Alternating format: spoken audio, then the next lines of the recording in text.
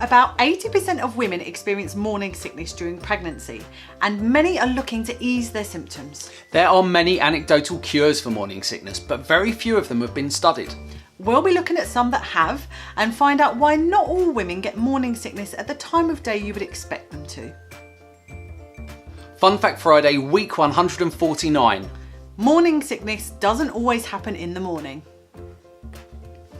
Hello! Hello and welcome back to another Fun Fact Friday. Contrary to opinion, morning sickness is actually a good sign of a healthy pregnancy, despite the discomfort it brings. Yet there is debate as to whether it is useful in and of itself or if it's just a byproduct of a healthy pregnancy. Other animals don't suffer from morning sickness, and it's thought that may have something to do with our very broad diet. Instead of evolving molecules to defend against toxins as other animals have done, humans simply evolved a way to keep away from dangerous foods and chemicals. One evening, during Bev's pregnancy, I was abruptly told to... Stop cooking that bloody broccoli! What was all that about? It was our favourite cruciferous vegetable and for the past several years was a regular on our dinner plates. Why was she attacking the broccoli? Was this the beginning of a hormonal grumpy pregnant version of Bev that I had to get accustomed to for the next several months? Or had I committed some grave injustice that had upset her? As it turns out, when it came to morning sickness, broccoli became Bev's nemesis. But that's not what we ever called it. We never ate broccoli for breakfast or even for lunch. It was something that we only ever ate in the evening. And this was when Bev's morning sickness reared its ugly head. As a consequence, we referred to it as evening sickness and later learned that morning sickness can occur at any time of the day and isn't, as the name suggests, restricted to the early hours. Morning sickness is something that is thought to affect 70 to 80% of all pregnant women, and about 60% experience vomiting. Then for a small minority, thought to be less than 2%, the effects of morning sickness can be far more serious, with a condition called hyperemesis gravidarum, or just HG. This condition became better known because Kate Middleton, aka Catherine Duchess of Cambridge, is known to have suffered from it with all of her pregnancies. Morning sickness often begins somewhere around 4 to 6 weeks into pregnancy. For most women, this period lasts until around the 16th week of pregnancy. But for some, it remains until birth. This is especially true of those with a multiple pregnancy. Bonus fact!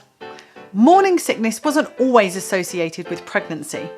Before it was co-opted by pregnant women, it was used to describe, as you would expect, sickness in the morning.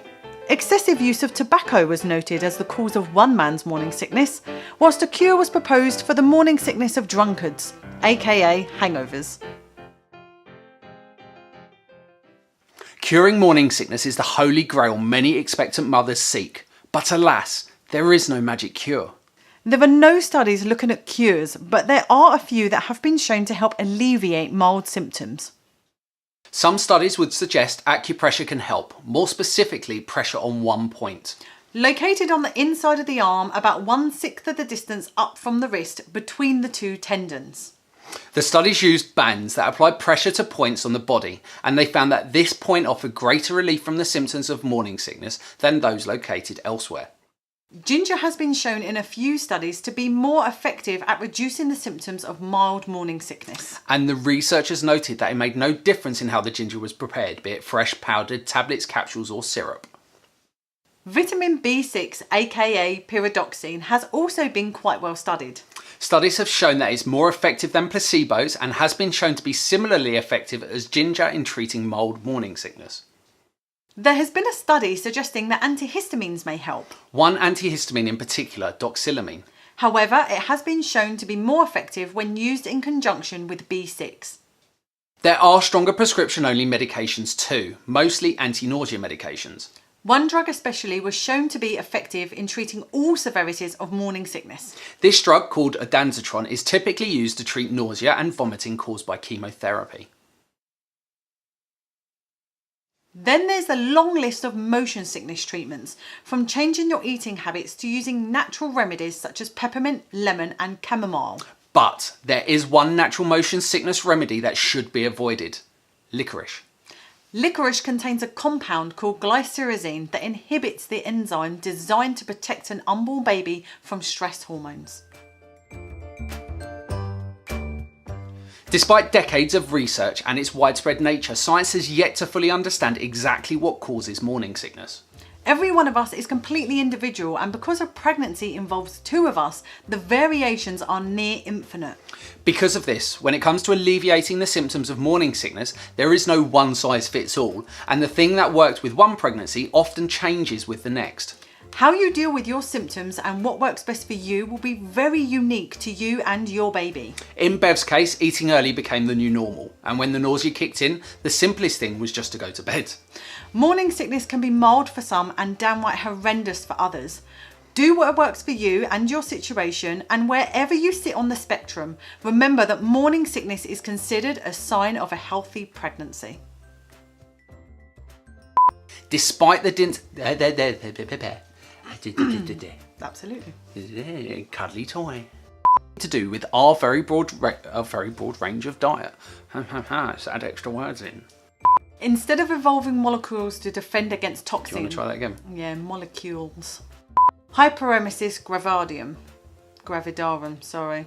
Hyperemesis gravidarum. Hyperemesis gravidarum. It's Leviosa, not Leviosa. Ba-dum-tsh. Bonus fact. Pyridoxine. Yeah. Vitamin B6, aka pyridoxine. Yep. You ready? Yep. Vitamin B6, aka pyridoxine, has Okay. pyridoxine.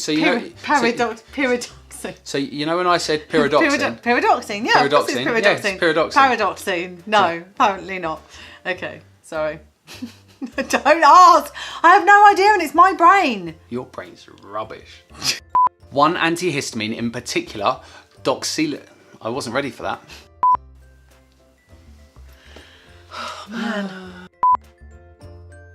Thank you for joining us for another Fun Fact Friday. We need your help to plant more small acorns and reach more people. So please like, comment and share to show that you care. And if you are on YouTube, please subscribe and get alerts for a new fun fact every Friday. We'll see you next week.